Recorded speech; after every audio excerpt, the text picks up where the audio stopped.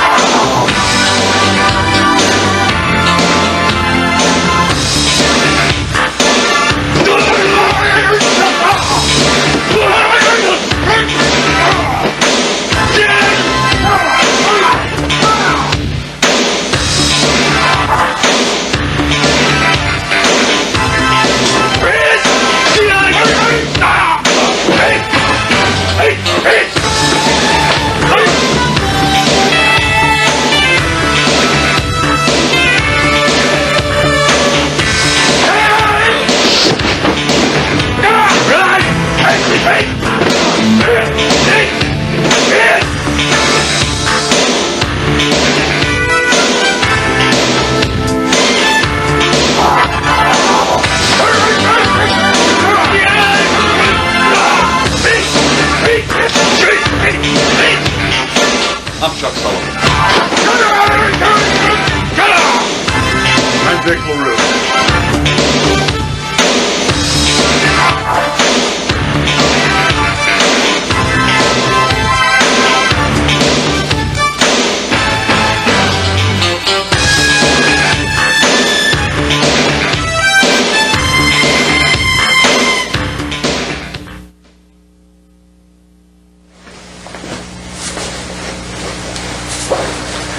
Once again, my name is Chuck Sullivan.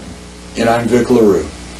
For those of you with no martial arts background, I want to explain the difference between an art, a style, and a system, so that if somebody asks you what it is that you're studying, you'll be able to tell them. First of all, karate is an art. So is judo, aikido, kendo, jiu-jitsu. They're all arts, and together they comprise the martial arts, they along with several others. Now, in karate, there are different styles. The styles are national in their origin. In other words, they're Chinese, Japanese, Korean, and Okinawan. Within each style, there are various systems. And then within each system, there are a variety of schools. Now, rarely will you find two schools teaching even the same system exactly alike. So, starting from the beginning, you're going to be studying the martial art of karate. The style is Chinese. The system is Kenpo, K-E-N-P-O, and the school is the Karate Connection. Now, I'll give you a little background on ourselves so that you'll know who we are. I began the art in February of 1959 under Grandmaster Edmund K. Parker. Now, in 1959, the art, even the word, were so unknown that they had a big sign on top of the school that said judo, so that people could get some sort of an inkling as to what was going on inside. In fact, my first gi, my first uniform, was the heavy padded judo gi because they weren't even importing karate gis at that time. I was promoted to first degree black belt in September of 1962. In 1962, excluding Mr. Parker, there were only 3 black belts in the Kenpo system in the United States. I became the 4th. I was ultimately promoted to 7th degree black belt by Mr. Parker in October of 1981. Now, as you can see, my background is 100% Kenpo. However, over this last 30-some years, I've had the extreme good fortune to share ideas and concepts with ranking black belts, very, very talented people in many, many different styles and systems, and I've integrated many of those ideas into our system. So what the Karate Connection means to you is that for the first time now, you are connected with everyone that we've ever had a contact with or shared an idea with. So welcome. Mr. LaRue? I first began karate as a kid under Mr. Sullivan. At the time I was studying judo, but as soon as I was introduced to Kenpo, I switched immediately.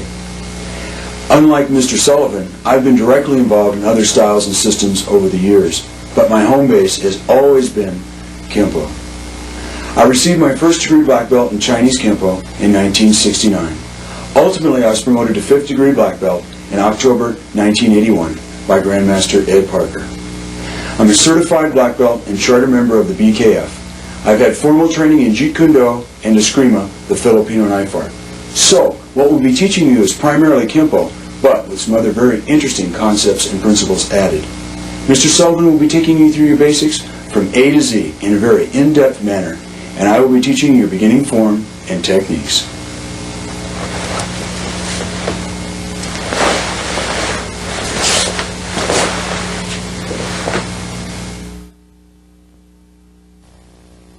Everything you've seen up to here is from the first part of our orange belt tape. You see, that's what this tape is all about. We're going to show you a segment from all our videos so that you can see exactly where we're coming from.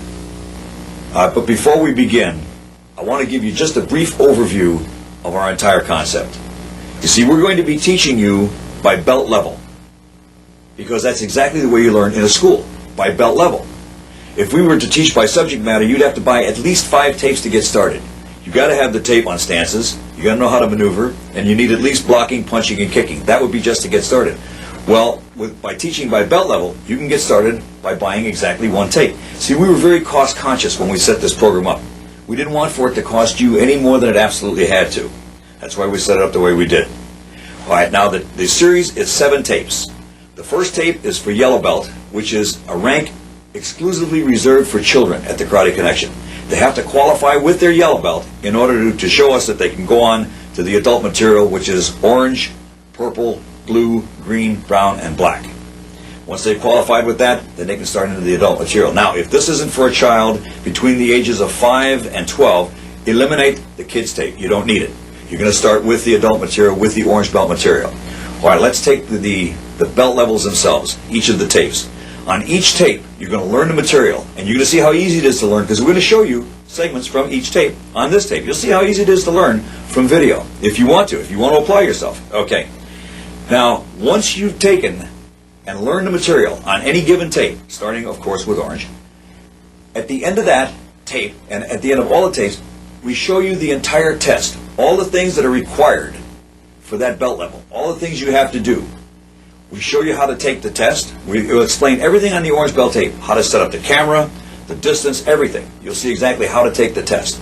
All right? Once you've taken the test, when you feel confident, you know all the material, and you can do it up to the level that we expect to see it, and you'll see the level we expect to see it, especially on the orange belt tape, because we show it to you twice. We show it to you once with a man, a woman, and a child, each taking a portion of it, and then we show it to you again with Mr. LaRue taking an abbreviated version of it, so that you can see exactly how it's supposed to be done. Now, when you've taken the test, you find somebody with a video recorder, video camcorder, and you'll take the test, you send it to us. Mr. LaRue, our staff, myself, will evaluate the test. Now, while we're evaluating it, we're also making notes on the mistakes that you've made, because even if you pass the test, the chances are you've made some kind of mistakes in there, and they have to be corrected. And that's the beauty of it now, because we have a video correspondence set up directly with you. We take the notes on the mistakes you've made, we come back here into the studio, we video a segment for you. It's like a private lesson involving your mistakes and yours only, not a whole class, but just your mistakes. And we show you what you've done wrong and how to correct it. That gets dubbed on the tape, your tape, at the end of your test, and goes back to you. We may even ask you to repeat some of those things so that we can make sure that you actually have corrected them on your next test. And that's the way it goes. The next belt, purple belt, you learn the material, you take the test, send it to us, we'll do the corrections, back and forth it goes. And the beauty of this is that eventually you have a total video chronology of yourself from the orange belt all the way up to the black belt. You can see how you were when you started, how you progressed all the way through, and it's all on video.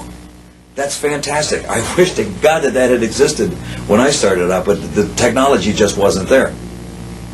All right, now, cost. The price of the tapes is in your catalog. The fee for testing is in your catalog, along with an expiration date. Now, if you exceed the expiration date, don't worry about it. Just send to us. We'll be happy to send you another catalog, and we may have extended those prices into a new expiration date, or we may have had to change the prices. Who knows?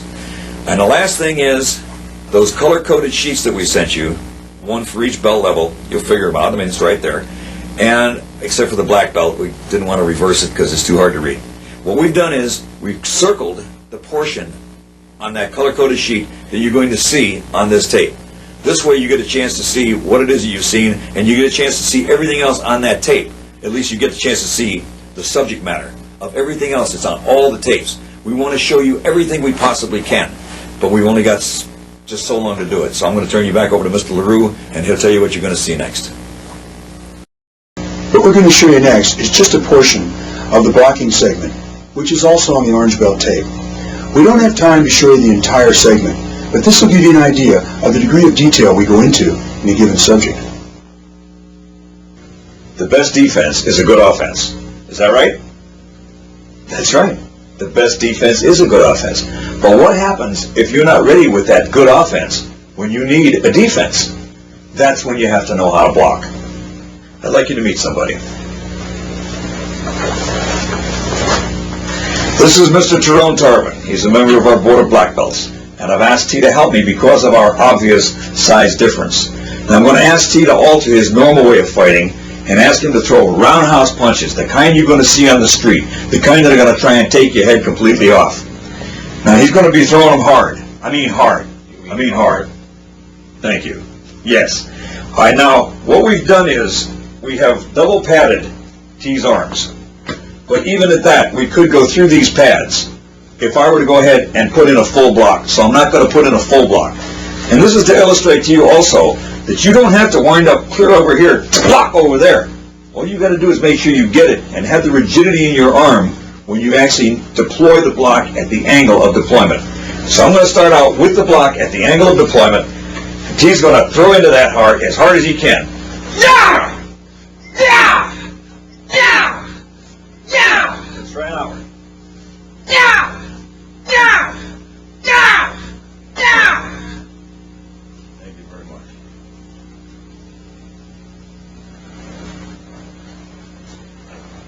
All right, now I have two questions to ask you. Number one, why did we have to double pad Mr. Tarvin's arm?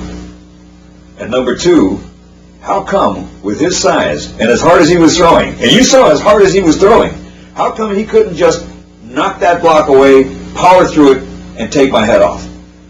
All right, the first question I'm going to let you answer for yourself. Do this, and you'll answer my question for me. Take your arms, take the outside and the inside, and start popping them together, not too hard, but enough so that you can feel it pretty good. Pop them, 8, 10, 12 times. All right, now stop. Now, which arm hurts the most? Your left arm. You know why? Because the inside of the arms are where all the nerves are located. The outside is a very, very hard part of your anatomy. The inside, you start hitting on those nerves and smashing those nerves, and that's when you start causing injury. That's why I couldn't even put any of my power back into those blocks. I had to just put it there and leave it there for him to hit into. Because I want to tell you something, we went right through those pads, and it hurt regardless. Even double padded, it still hurt, as you can feel here. So what that means to you is that when somebody on the street throws on you with that typical street fighter's type of roundhouse, you basically don't even have to do much of a block in order to cause him injury and not feel much of anything yourself. It magnifies in those nerves, in that nerve area. All right, now the second question is, how come he couldn't just power right through my blocks? I'd like to show you something. Mr. Tarvin, would you come back in here, please? Look at the difference in those arms. Now you tell me how come that arm couldn't just go right through this arm? Well, it's obvious. I'm a lot stronger than he is. Thank you. Now the answer to the question is because of the angle of deployment.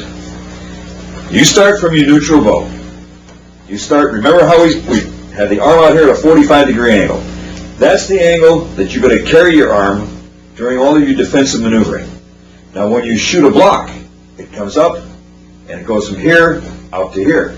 This is the angle of deployment, and this is very important because this sets up a lot of strength in the arm. All right, like Mr. LaRue said, just a portion. We don't have time to show you the entire segment. The rest of that segment on blocking is all on the mechanics. But we thought we'd like you to see some of the other considerations that we take in when we're showing you any particular subject. Now, the next segment that you're going to see is from our purple belt tape, and it's one of the techniques. It's just kind of a technique chosen at random because we wanted you to see just a good representation of how we teach the techniques and how simple it is to learn from the way you're going to see them. First, we show it to you from all 4 points of view: front, side, the other side, even the back, so that you can see how the body is moving, doing the mechanics of the technique from all points of view. All right, then we partner up, and we show you exactly where the blows are going, what part of the anatomy is being hit, you already know what the weapon is. Now you get to see the targets, and then you get to see the reaction, what we expect the person to do, and then we do it one time fast for pace and speed. So here's a technique from the purple belt tape. Second technique for purple belt is a right flying shoulder grab.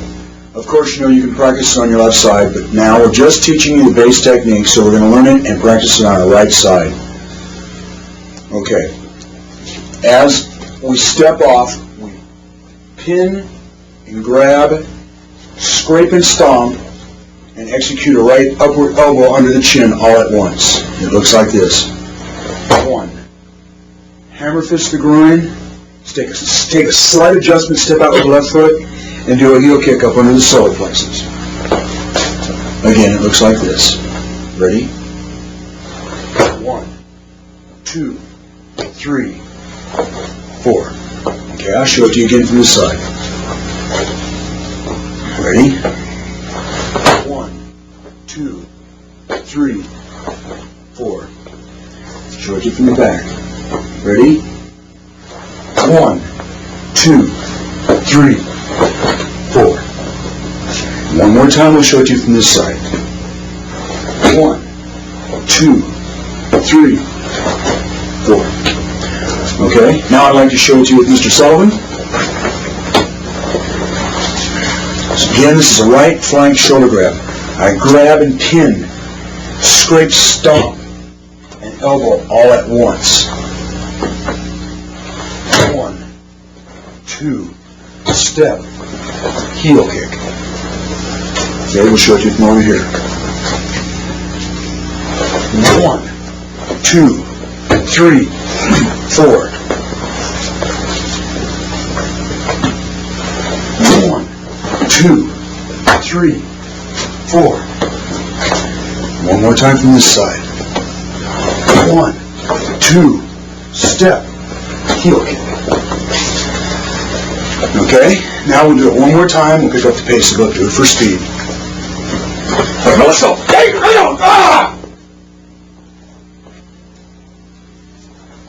Mr. Sullivan. That's the second technique for purple belt. Right flank, shoulder grab. A drill is a way to practice something that you've already learned so that it becomes second nature to you. We've created a number of drills that we think you'll find quite unique. Here's a couple of them from the blue belt tape. This drill involves a pair of focus gloves. If you don't have them, you can use your bare hands. But to save your hands, of course, focus gloves are really good. What we're going to do here, this is an absolute control drill. When I say the word yes, that indicates contact. When I say the word no, that indicates no contact. However, I want all the same accuracy, speed, and power put into the shot, but no contact made. All right, if I started out by saying yes, yes, yes, yes, yes, yes, you can see he's made contact with all of them. If I say no, no, no, there you go. See, no contact, but yet everything else was there. Everything was there. So what happens is when you start working with a partner, you can start doing this, and it's going to increase your control to the point where you can start laying in those kind of shots and not making the contact. All right, now let's mix it up. Let's go yes, no, yes. All right, let's turn it around and make it no, yes, no. Aha. Nobody said it was easy. No, yes, no. All right, no, no, no, yes. Yes, yes, no. Beautiful. All right, and then, of course, you can just take these focus gloves and use them. You can also use it for just a speed drill. Set them up as though you've got like two opponents. So you can hit like punch, back fist, punch, back fist, punch. Get a half a dozen or so shots. 2, 3, 4, 5, 6, 7. There's 7 in this particular sequence. And then work it up until you get faster and faster. Until you can actually get these shots off in less than a second. Give that a shot. It's a lot of fun, and it builds a lot of speed, a lot of coordination in that. By now, I'm sure you figured this out for yourself, but whenever we're wearing our black gi tops, we're talking about this tape. Whenever we're wearing our red gi tops, obviously we're doing a segment from one of the tapes. Now, the segment you're going to see next involves the use of our life-size dummy. Now, we've got the entire plans for you on the orange belt tape. We show you exactly how to build one yourself. It costs literally just a few bucks. I mean, this isn't something you're going to have to spend a lot of money for and go out and buy. This is something you can do yourself. And the advantage of having a life-size dummy is you get a chance to see the exact targets that you're hitting and know for sure that you're hitting them, and you get a chance to hit them. A heavy bag, it's real good for building power, but it doesn't have targets. The life-size dummy does, and you'll see how this works and how it can be a great advantage. And we've got some drills on some of the other tapes that take advantage of that life-size dummy. All right, now what you're going to see on the green belt tape is something that's a little bit different. We're going to bring you in the middle of the technique. We're not going to teach you the entire technique. We're going to show you this little difference, and it explains itself. So here it is from the green belt tape. You see how that foot comes up, and just as he's going down, you're coming right around. Then you pivot, shoot, and come over the top on this one. This one, even if he's got a hand here, you see, you can strike him this way by coming over the top. Unless he does an upward block, but he's got to be there fast. Because if he's not there fast, he's going to be there late. You catch him anyway. Right now, I want to show you something in the form of a difference between two different people doing the same technique, but Mr. LaRue does it differently than I do. I like what he does. I can't do it as well, so I stick with what I do best. If he'll bring the dummy in, I'll show you what I'm talking about. When I do that second kick, that high kick, I go for the head with my knee pointing at my target. Now he does it where he comes all the way around. He does a switch all the way around and kicks up backwards. I love the kick. It just doesn't work for me. But I wanted to show you both varieties of this, both variations, so that you can pick from it what you want. So it comes up, and I kick him in the head without going. All right, now you hear that? Just that? That's another variation. This just comes up and stops. If you do that, that will draw him down too. Just a little pause. You don't really have to do the first kick. All you got to do is do the pause. I want you to see what Mr. LaRue does. See how the knee goes down? I love the kick. But you can just do it from a standing position. Same technique. But it's just a slightly different variation. From the brown belt tape, you're going to see me do part of the brown belt test. You see, first you do the techniques from the previous belt, done with a partner. Then you do the techniques from the present belt, done just showing the mechanics. So what you're going to see me do is the first three techniques from green belt. Now, that voice you hear in the background is someone reading a paired script. The same script we're going to give to you with each tape, so that the off-camera person for you can read the script to you while you're taking your test. This way, each test is exactly the same. In fact, you already have the first script at the end of the catalog, which will show you exactly what's involved in the orange belt test. One more thing about testing. If you don't pass the test, then you don't pay again to take the same test over. We feel that that's only fair. The brown belt test begins with the green belt techniques done with a partner. First slow and then fast, and both sides. First technique is inside defense against the right punch.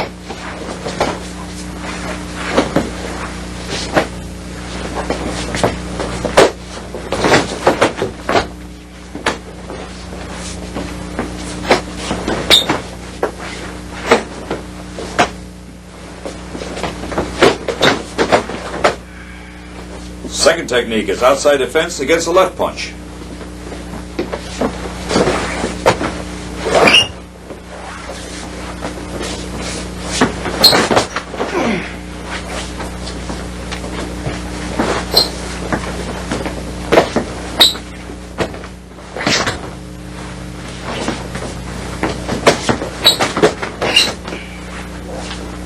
Technique number 3 is inside defense against the right punch.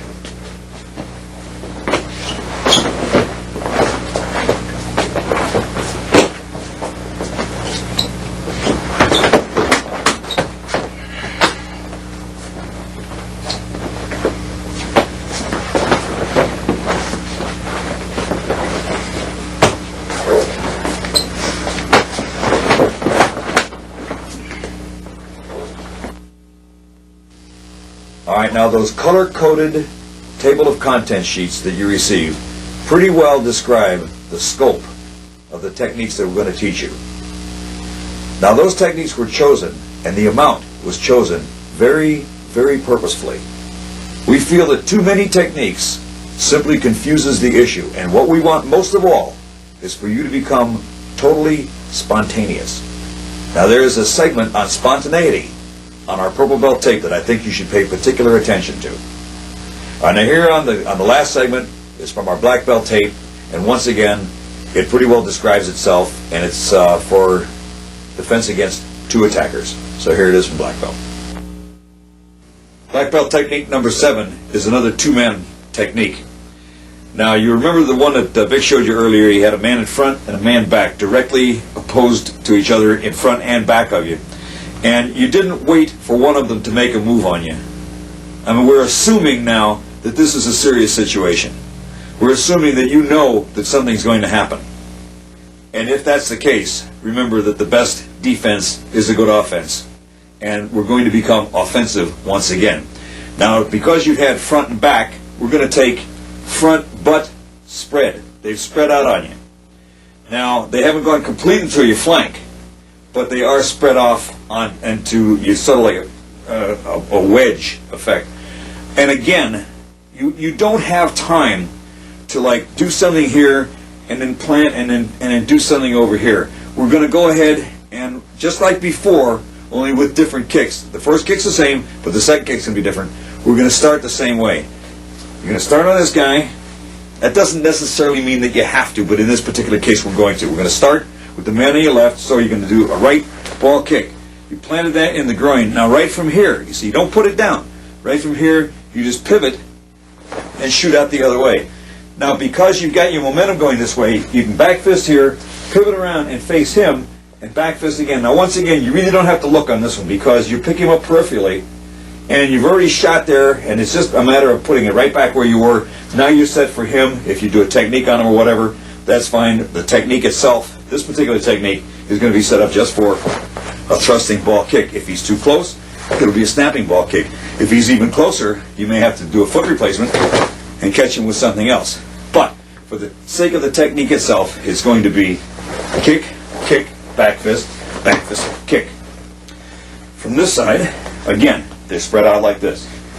Kick, kick, back fist again, catch him over here. From here, it'll be kick, kick, back fist to him, kick over to here. Once again, spread out like this. Kick, kick, back fist, kick. Now, if you'll step in, gentlemen, we'll show how it works with people. Again, now if they get too far around, then you're going to have to go into the other technique. But as long as you got them here, kick, kick, back fist. See how it is? I could be looking at him, and I can see him. I know where he's at.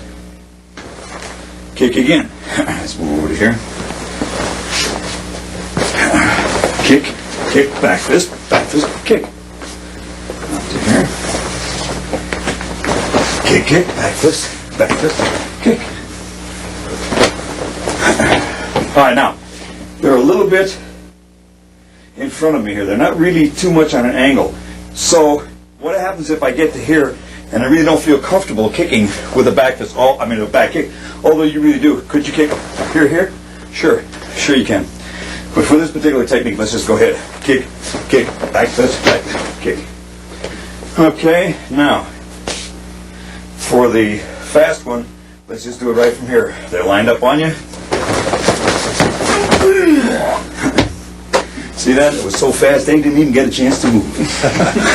All right. Thank you very much. Well, that's our preview tape. We hope you've enjoyed it. You know, we would love to have shown you a whole lot more, but there is over 8.5 hours of material on those tapes. 10.5 if you include the kids' tape. And we're not even going to have much time to show you anything about the kids. We'd love for you to see how good they look. So what we're going to do is roll credits over the kids. Thanks for watching.